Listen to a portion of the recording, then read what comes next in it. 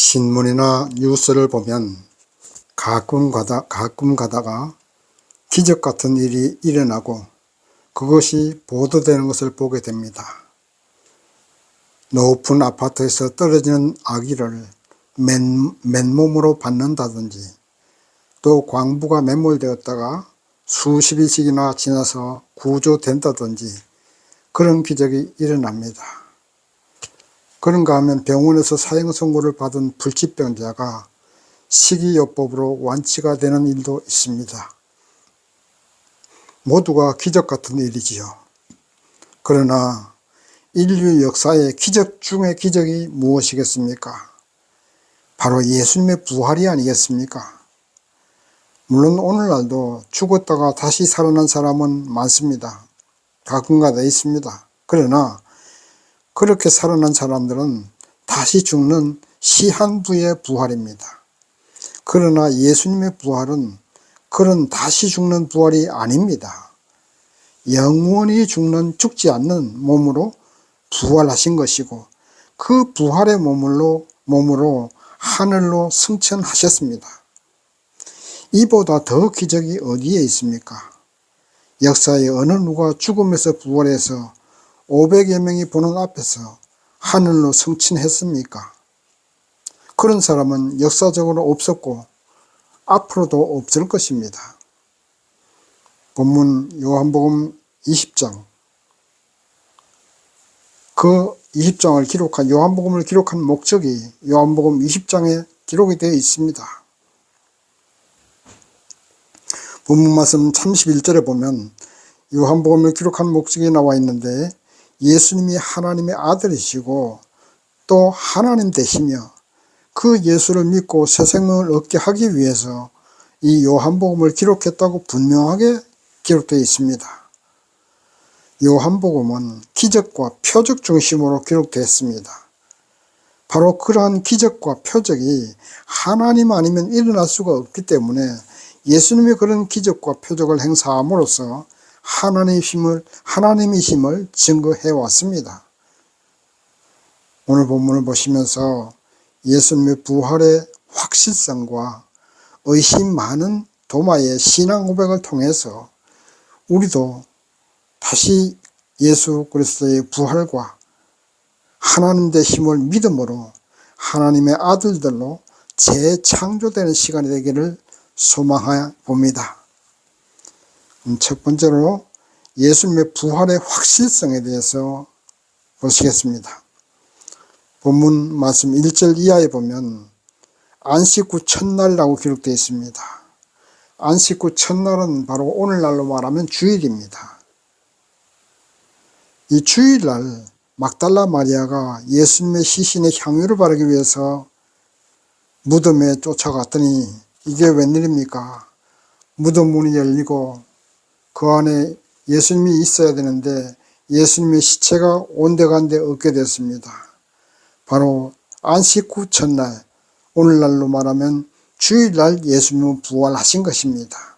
그래서 오늘날 우리 기독교는, 개신교는 바로 주일날 예배를 드리는 것입니다. 그런데 그 주일날 예수님이 부활하셨으니 막달라 마리아가 그 무덤에 가도 예수님의 시체가 없을 수밖에요. 그런데 예수님의 시체가 없어진 것을 보고 막달라 마리아는 너무너무 놀라서 베드로와 요한에게 가서 이 사실을 알렸습니다. 그러자 베드로와 요한도 헐레벌떡 앞서거니 뒤서거니 뛰어서 예수님의 무덤에 왔습니다. 요한이 먼저 무덤에 도착해서 보니까 예수님을 쌌던 세마포만 놓여져 있는 것이 보였습니다.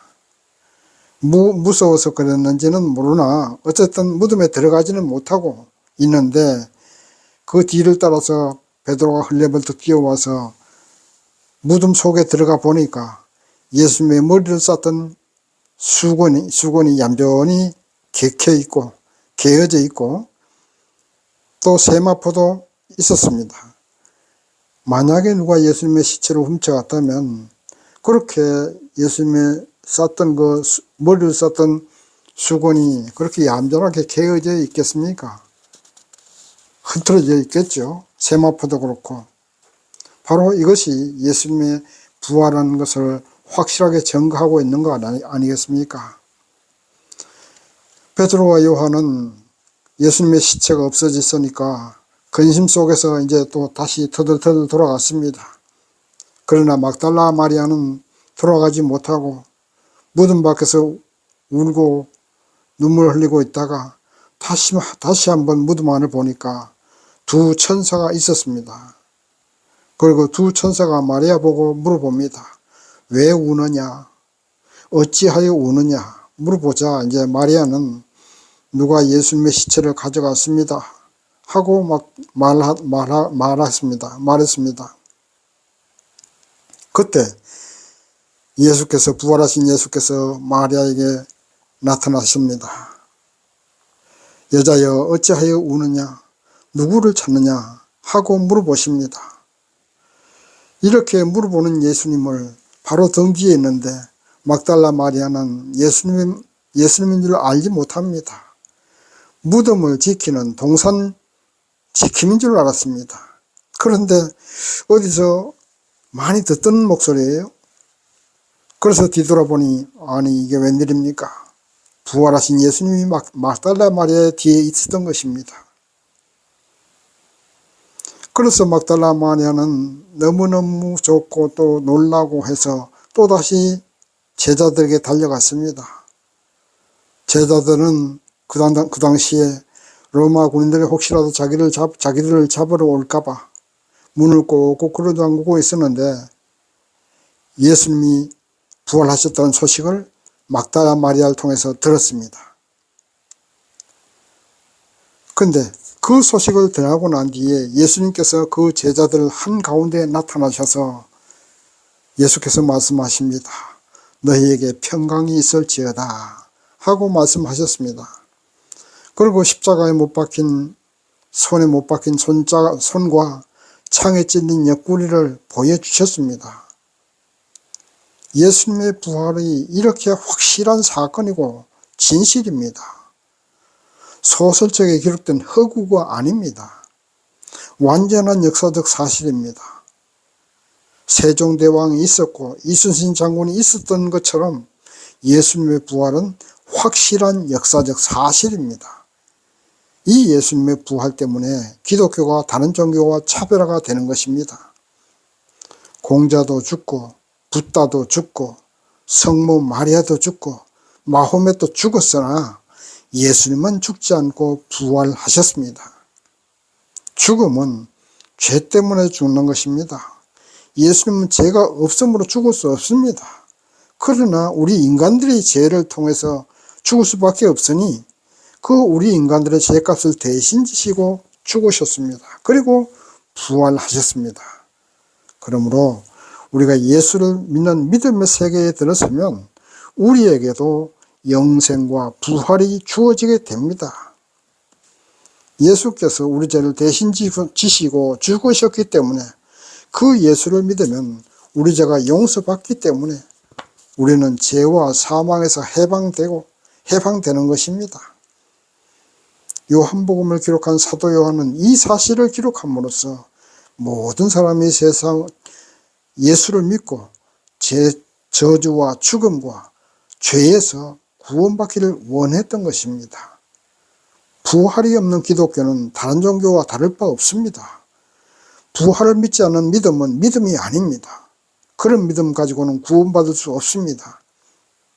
사도 요한은 본서 요한복음이 기록된 기적들 외에도 요한복음에 기록된 기적들 외에도 무수히 많은 기적을 예수님께서 행사했다고 했습니다. 바로 그것이 예수님께서 하나님이시기 때문에 가능했다는 것입니다. 그런 기적을 행사하셨으니 그리고 기적 중에 가장 큰 기적 예수님의 부활이 바로 예수님께서 하나님의 힘을 증거하고 있는 것입니다. 이 예수님의 부활을 의심하지 마시고 확실히 믿으시기 바랍니다. 그리고 우리도 예수를 믿으면 죽음에서 구원받는 사실을 확실히 믿어야 합니다. 그래야 우리 다른 종교와 차별화가 되는 것입니다. 그래야 우리가 구원을 받을 수 있기 때문입니다. 예수님의 부활을 믿지 못하면 구원도 받지 못하는 겁니다. 두 번째, 예수님의 재창조 사건에 대해서 보겠습니다.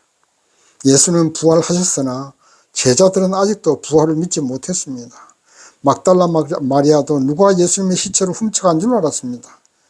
본문 말씀 15절 보면 부활하신 주님이 막달라 마리아에게 다가와서 여자여 어찌하여 울며 누구를 찾느냐 하고 물어보십니다. 그제서야 막달라 마리아는 부활하신 예수를 알아보고 믿게 되었던 것입니다.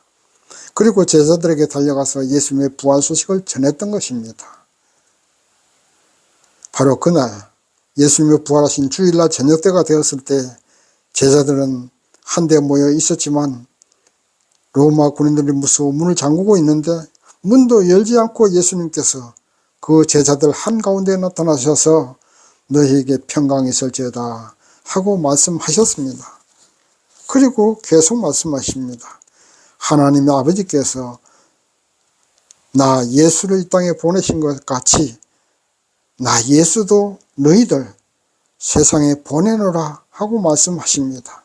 그리고 제자들을 향해서 숨을 내쉬면서 성령을 받으라고 말씀하고 계십니다. 너희가 누구의 죄를 사하든지 죄를 사하면 그 죄가 용서되어질 것이고 그대로 두면 그 죄도 그대로 있으리라고 하고 죄사함의 권세까지 제자들에게 주셨습니다.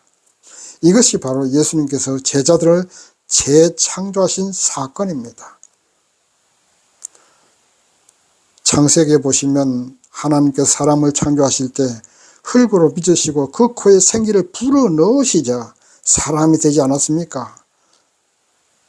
생기를 불어넣기 전에는 그냥 한 줌 흙에 불과했습니다. 오늘 본문의 제자들도 아직도 예수님의 부활을 제대로 믿지도 못하고 세상을 두려워하는 겁쟁이들이었습니다. 이런 겁쟁이들인 제자들에게 입으로 숨을 후 하고 내쉬면서 성령을 받으라고 말씀하셨습니다. 바로 그것이 재창조 사건입니다. 이렇게 해서 성령을 받음으로 제자들은 재창조된 것입니다. 새로운 생명으로 영생의 몸으로 재창조된 것입니다. 사도들로 재창조된 것입니다. 겁쟁이들이 담대한 전도자로 재창조되었습니다. 죽어야 할 사람들이 영생을 누리는 제자들로 재창조되었습니다. 세상에 어디를 가든지 예수님의 이름으로 죄사함을 줄 수 있는 사도로 재창조된 것입니다. 우리도 요한복음 19장까지 공부하면서 예수님의 기적을 쭉 보셨습니다.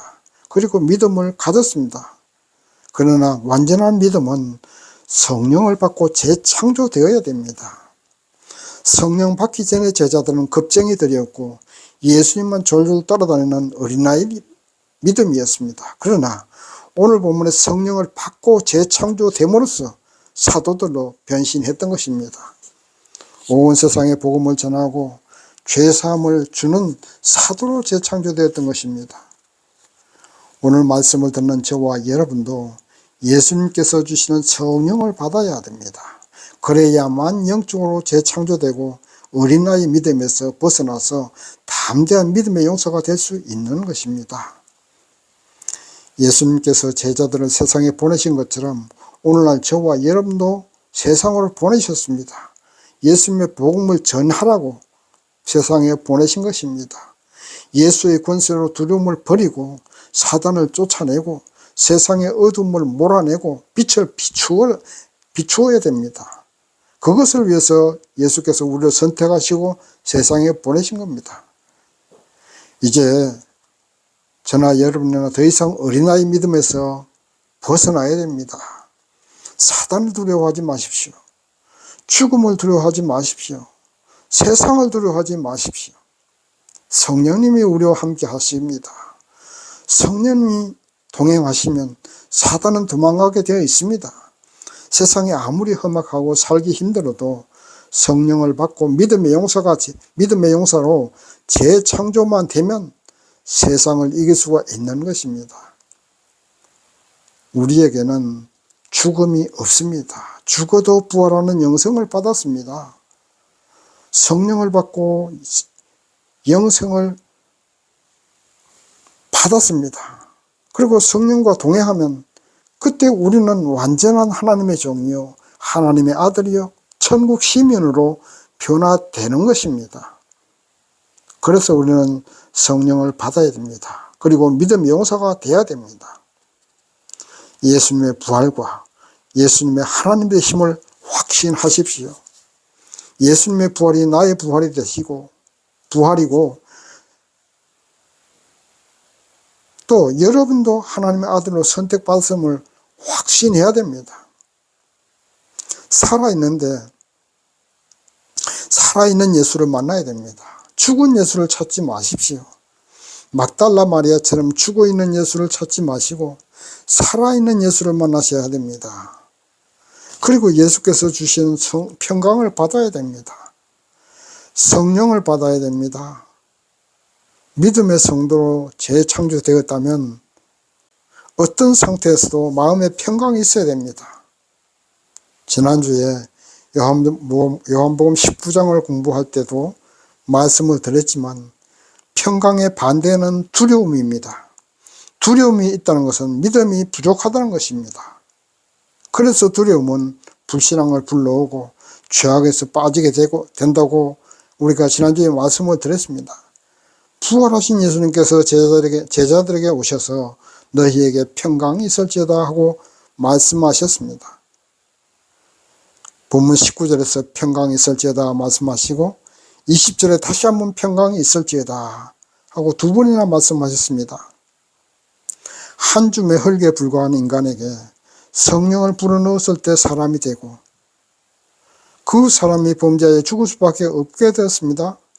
그래서 예수께서 이 땅에 오셔서 인류의 죄사함을 위해 십자가에 못 박혀 죽으시고 다시 부활하셔서 제자들에게 오셔서 성령을 후 하고 불어넣으심으로 죽지 않을 몸으로 재창조하셨습니다. 그 재창조된 몸은 이제 두려움이 없는 평강의 마음입니다. 성령을 받고 재창조된 몸은 두려움이 없습니다. 마음속에 항상 평화가 있습니다. 무엇을 이루고자 하는 집착도 없습니다. 무엇을 가지고자 하는 욕심도 없습니다. 이미 다 가졌습니다. 이미 우리 주 예수께서 다 이루어 주셨습니다. 그것을 믿음으로 우리의 마음에는 평화와 감사가 넘쳐나야 됩니다. 이것을 믿지 못하기 때문에 근심하고 욕심내고 집착하고 두려워하는 겁니다. 그래서 예수님께서는 성령으로 재창조된 제자들에게 평강이 있을지어다 그렇게 말씀하셨던 겁니다. 오늘 이 말씀을 듣는 저와 여러분도 부활하신 예수를 만나시기 바랍니다. 그리고 부활의 주님께서 주시는 성령을 받으셔야 됩니다. 그리고 그 성령을 받으셨다면 마음의 평강을 누리시기 바랍니다. 세상이 내 것이고 모든 것은 이미 부활하신 주님이 이루어 놓으셨습니다. 믿으시기 바랍니다. 슈퍼마켓에서 여러분들이 원하는 상품을 구입하지 않습니까? 그것처럼 여러분이 원하고 소망하는 것이 어떤 것입니까? 어떤 삶을 살고 싶으십니까? 우리 주 예수님이 우리가 원하는 것을 이미 가능태로서 준비해 놓으셨습니다. 콩알 하나는 이미 가능태로서 콩알 수십 알을 내포하고 있는 것입니다. 그것처럼 우리가 원하는 것을 선택하면 그 선택하고 그것을 이미 하나님께서 나에게 주신 것으로 믿으십시오. 그리고 날마다 이미 주신 것으로 믿고 이미 이루어지신 것으로 믿고 감사하십시오. 씨앗을 뿌리면 비가 오고 햇빛이 비치고 농부가 가꾸어야 성장하는 것처럼 여러분이 원하는 삶을 선택하고 그 선택한 삶을 사랑하십시오. 사랑한다는 것은 간절함입니다. 여러분이 원하고 선택한 삶을 간절하게 사랑하시면 여러분이 모든 최선을 다하게 되어 있습니다. 사랑의 빛을 그 선택한 삶에게 계속 비추고 노력하고 간절히 노력하면 그것이 이미 가능태가 싹이 나고 성장해서 우리의 삶에 그대로 이루어지게 되는 것입니다. 그리고 감사하고 입술로 시인해야 열매가 맺고 이루어져서 내 것이 되는 겁니다. 이것이 재창조된 성도, 평강을 가진 성도가 누리게 된 축복인 것입니다. 이것이 하나님이 가능태로서 주신 하나님의 복을 내 것으로 만드는 비결입니다. 하나님이 완성된 제품을 주지 않습니다. 이스라엘에게 가나안 땅을 주셨을 때 그냥 비어있는 땅을 주셨습니까? 아닙니다. 가나안 땅에는 원주민들이 살고 있었고 그 원주민들 다 싸워서 이겨야 가나안 땅을 차지할 수 있었습니다. 그것처럼 우리에게 축복을 주셨지만 우리가 그 축복을 선택하고 이미 이루어지신 것을 믿고 그것을 간절히 사모하고 사랑하고 노력하면 그 가나안, 그 나의 원하는 소망이 내 것이 되는 겁니다. 믿음으로 감사하고 계속 노력하면 내 것이 되는 거예요. 가능태로서 주신 겁니다. 세 번째, 도마의 신앙 고백에 대해서 보겠습니다. 제자들이 문을 잠그고 방 안에서 모여 있을 때 예수께서 다시 나타나셔서 평강이 있을지어다 말씀하시고 손에 못자국, 옆구리 창자국을 보여주실 때에 그때 도마는 없었습니다. 그래서 제자들이 도마에게 우리가 부활하신 주님을 보았다고 말했습니다. 그러자 도마가 본문 말씀 25절에 보면 다른 제자들이 그에게 이제 우리가 주를 보았다고 말하니까 도마가 가로되 내가 그 손에 못자국을 보며 그 손가락을 그 못자국에 넣으며 내 손을 그 옆구리에 넣어보지 않고는 믿지 아니하겠노라. 이렇게 아주 단호하게 선언합니다. 이렇게 예수님의 부활을 믿지 못하던 도마였습니다. 그로부터 8일이 지난 후에 제자들과 도마도 함께 모였을 때에 예수님께서 다시 오셨습니다. 그리고 도마에게 말씀하십니다. 너의 손가락을 내밀어 내 손을 보고 네 손을 내밀어 내 옆구리에 넣어보라. 믿음 없는 자가 되지 말고 믿는 자가 되라. 그 말씀하셨습니다. 그제서야 도마는 신앙 고백을 합니다. 본문 28절에서 나의 주시며 나의 하나님이시니이다 하고 신앙 고백을 하게 됩니다. 이렇게 함으로 예수님의 12제자는 성령으로 재창조되었고 믿음의 사람으로 거듭나게 되었습니다. 막달라 마리아나 예수님의 12제자들이나 죽음으로 모든 것이 끝났다고 생각했습니다. 예수님이 죽었다고 생각했습니다. 그것이 세상의 지식입니다. 그것이 세상의 과학이 말하는 사실입니다. 그러나 믿음은 과학을 초월합니다. 세상 지식을 초월합니다. 예수께서 수많은 기적을 행사하시고 죽음을 이기고 부활하시지 않았습니까? 도마처럼 부활하신 주님을 만나 보아야만 믿으시겠습니까? 보지 않고 믿는 자가 복이 있다고 예수께서 말씀하셨습니다. 믿으십시오. 믿음은 세상 지식과 과학을 초월합니다. 믿음이 있어야 부활의 주님처럼 영생을 얻을 수 있습니다. 이쯤 되면 이제 예수를 믿어야 되지 않겠습니까? 이보다 더 확실한 예수님의 부활 증거가 어디 있겠습니까? 손에 못자국, 옆구리 창자국까지 확인하고 도마는 신앙 고백하지 않았습니까? 이제 말씀을 정리합니다. 아직도 예수님의 부활을 믿지 못하십니까? 아무도 예수께서 모든 것을 우리에게 주신 것을 믿지 못하십니까? 믿으십시오. 슈퍼마켓에서 물건을 구입하듯이 여러분이 원하는 소망, 원하는 삶을 선택하십시오. 그리고 사랑과 노력을 기울이십시오. 그 일을 사랑하십시오. 간절히 사랑하십시오. 노력하십시오. 그리고 이미 다 이루어 주신 것으로 믿고 감사하십시오. 이미 내 것이 된 것으로 믿고 감사하십시오. 그래서 믿음과 감사로 여러분의 인생을 성공으로 꽃피우십시오. 그리고 재창조된 제자들이 주님 영광 위에 한 번 바친 것처럼 여러분의 인생과 여러분의 몸을 주를 위해 바치시고 하나님께 영광 돌리시는 여러분이 되시기를 주님의 이름으로 축원합니다. 아멘.